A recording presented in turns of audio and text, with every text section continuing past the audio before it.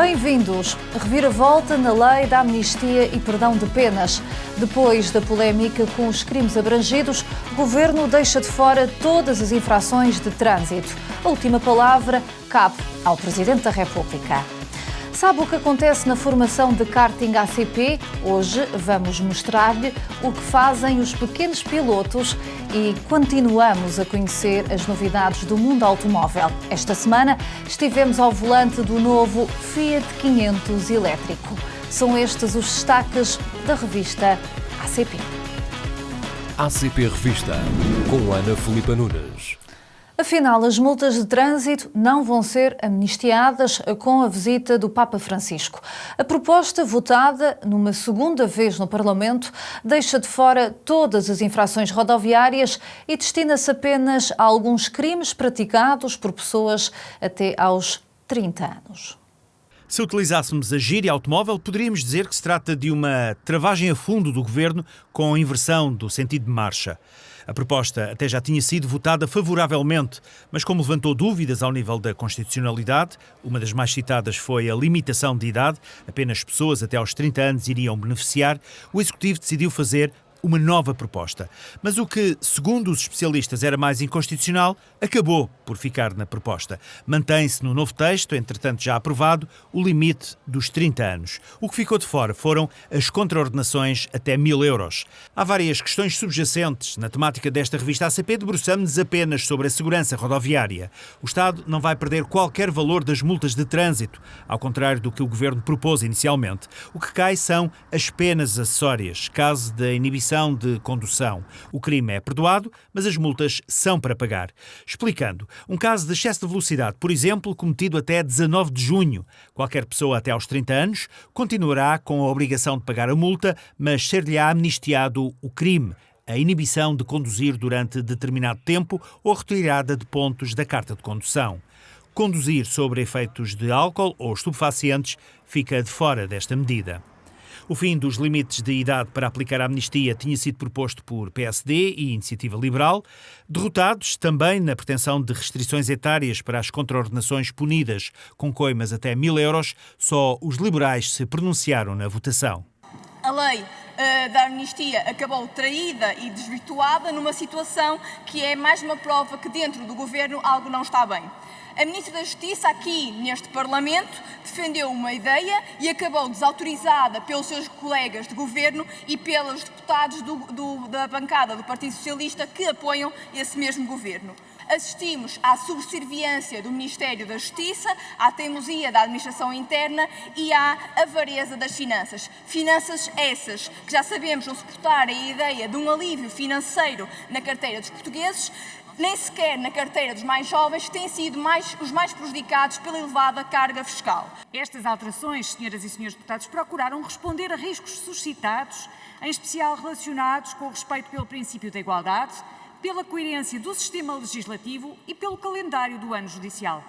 São 3 alterações, fruto de propostas avançadas, respectivamente pelo Partido Socialista, pelo Partido Social Democrata e pelo PCP e PSD. O resultado é, acreditamos, uma lei mais sólida, porque mais consensual e, consequentemente, mais conforme à essência daquilo que são as medidas de clemência e ao espírito de recomposição da paz social próprio de uma amnistia. O texto final mereceu votos a favor do PS, PSD, Bloco de Esquerda, PCP, PAN e LIVRE, enquanto a Iniciativa Liberal e Chega manifestaram-se contra.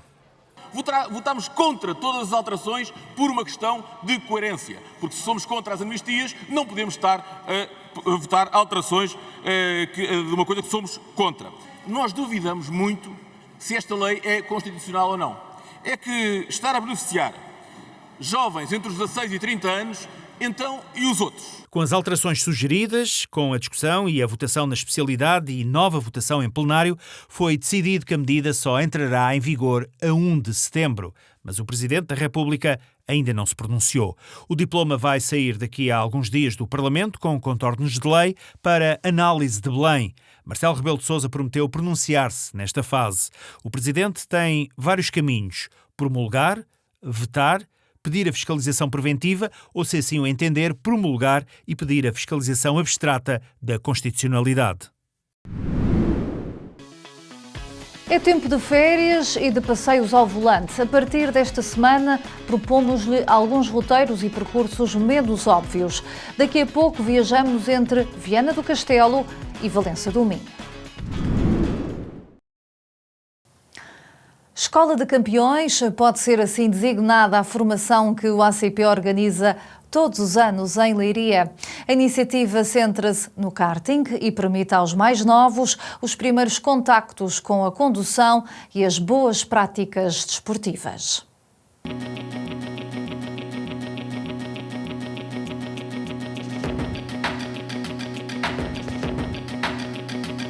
É de pequenino que se faz o caminho, mostram muitos dos pilotos que por aqui passam e já passaram. O Kartódromo dos Milagres acolheu a nova edição da formação de karting ACP, uma iniciativa que pretende dar a conhecer a modalidade aos mais jovens e, com sorte, formar grandes talentos nacionais. Não é formar campeões, quando os formo, ótimo, mas a prioridade é que eles saiam daqui a gostar deste desporto e saiam daqui a dizer que passaram aqui 5 dias fantásticos. Esse é o objetivo principal. Esta foi a 24ª edição. 46 pequenos pilotos vieram experienciar este universo. Durante uma semana, os jovens dos 7 aos 13 anos puderam descobrir a mecânica e a verdadeira emoção de correr em pista ao volante de um kart, tal como os ídolos de Fórmula 1. A divisão entre corridas foi feita por escalões A e B. Eu achei engraçada a forma como explicam, ter aulas, depois ter um teste, conhecermos vários tipos de pistas, várias qualificações, como fosse uma prova a sério, gostei disso. E de conhecer pessoas novas. A minha parte favorita, principalmente, foi aprender o que é que eu tinha que fazer quando andar no kart. Os monitores dizerem-me o que é que eu fiz mal para eu conseguir melhorar e andar de kart.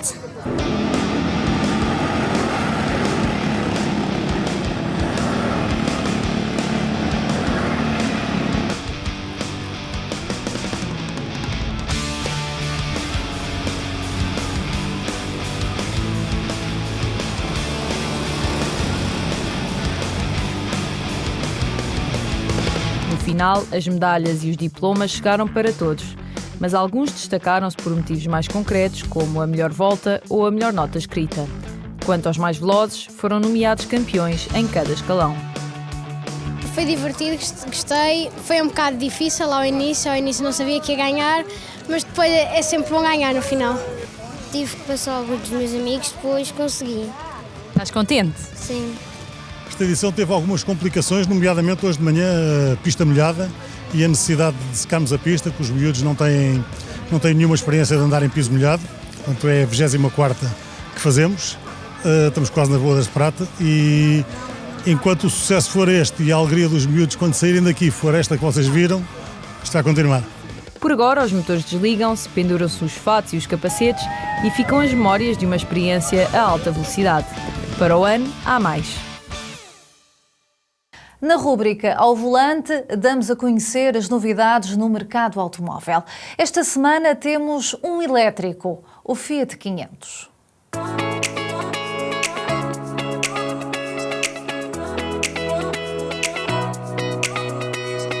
Esta semana estamos ao volante de um ícone totalmente renovado. O Fiat 500 é agora um 100% elétrico, pronto para dominar as cidades. Vamos conhecer o modelo. Apesar de toda a nova tecnologia, o exterior mantém um design clássico, não há dúvida. Este é um Fiat 500, temos faróis redondos e este pequeno bigode que lhe dão uma identidade única. O modelo mantém as dimensões compactas, tem 3,60 metros de comprimento e 1,68 metro de altura. No entanto, uma das grandes diferenças para a geração anterior, a combustão, são estes piscas laterais que formam aqui duas pequenas asas e mudam-lhe bastante o design. Na traseira, este também mantém as formas originais. Uma linha de jadilho que cai lentamente, suportada por um pequeno aileron, que é fechada aqui com dois faróis LED, uma novidade. No entanto, temos uma surpresa muito agradável. Apesar de ser um modelo elétrico, temos exatamente a mesma capacidade de carga de os modelos a combustão, 185 litros, que dá para carregar 2 malas de viagem. O design retro não é só no exterior, aqui dentro temos alguns apontamentos clássicos, como um volante bastante fino, apesar de ser um multifunções, e sítios de arrumação no interior, uma característica típica dos Fiat e que aqui também não falha. Temos, por exemplo, mesmo aqui ao centro, uma pequena prateleira para pôr, por exemplo, o telemóvel. O painel de infoentretenimento tem agora mais de 10 polegadas, com uma visibilidade excelente, e o carro tem vários assistentes à condução, como o Lane Assist, que nos mantém dentro da faixa de rodagem, ou o Cruise Control. Vem ainda equipado com 3 modos de condução, o normal, que quando deixamos de acelerar mantém o carro a deslizar na estrada, o Range, que nos dá a autonomia máxima e já faz bastante travagem regenerativa com os travões, e o modo Sherpa, que limita o carro aos 80 km/h e desliga todas as comodidades que não são necessárias para aumentar a bateria, como por exemplo os bancos aquecidos. Os bancos são suficientemente confortáveis, mesmo nos lugares traseiros, onde conseguimos sentar 2 adultos para pequenas viagens dentro da cidade. E é esse o objetivo deste carro. Como podemos confirmar, eu tenho 1,80 m e consigo-me sentar aqui de forma confortável. A entrada e a saída é feita sem grandes dramas e só toco com a cabeça no teto se me chegar completamente para trás. Tem um motor elétrico de 118 cavalos, com tração nas rodas da frente e é capaz de cumprir a aceleração do 0 ao 100 em apenas 9 segundos. O Fiat 500 elétrico é uma excelente opção para quem se quer deslocar dentro da cidade. Ele é fácil de conduzir e tem uma autonomia real a rondar os 250 km.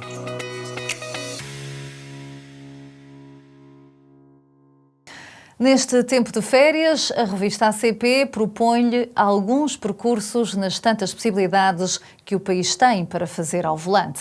E há tanto para descobrir. Esta semana traçamos uma pequena rota entre Viana do Castelo e Valença.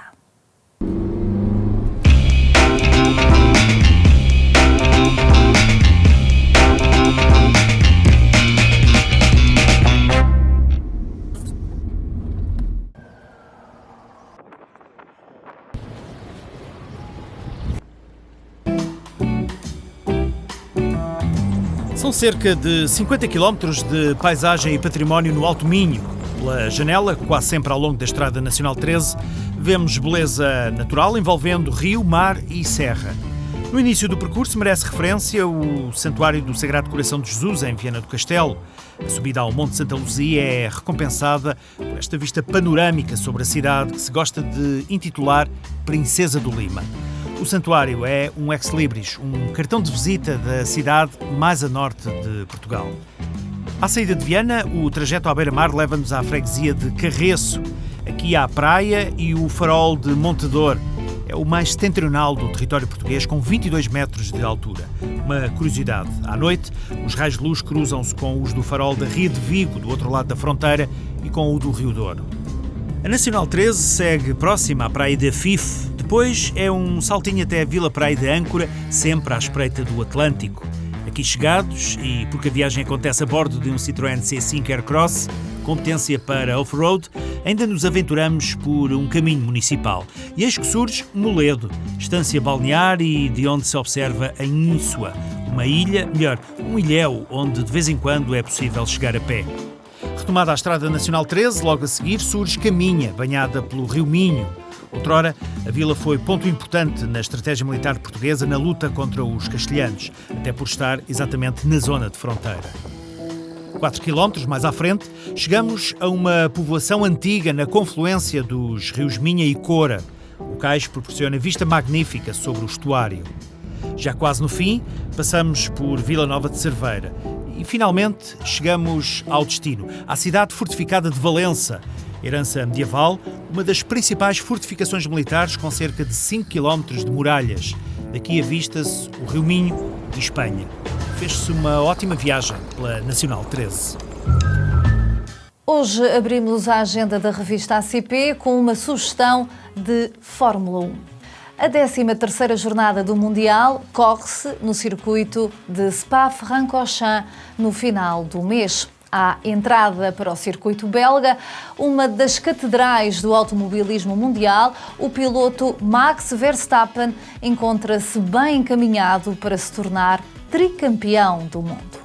Já aqui sugerimos, a semana passada, o passeio especial Férias de Verão do ACP, mas vale a pena retomar o assunto. Ainda se pode inscrever, são 5 dias para conhecer tranquilamente a Estrada Nacional 2. O passeio começa em Chaves, no último dia do mês, e termina em Faro, a 4 de agosto.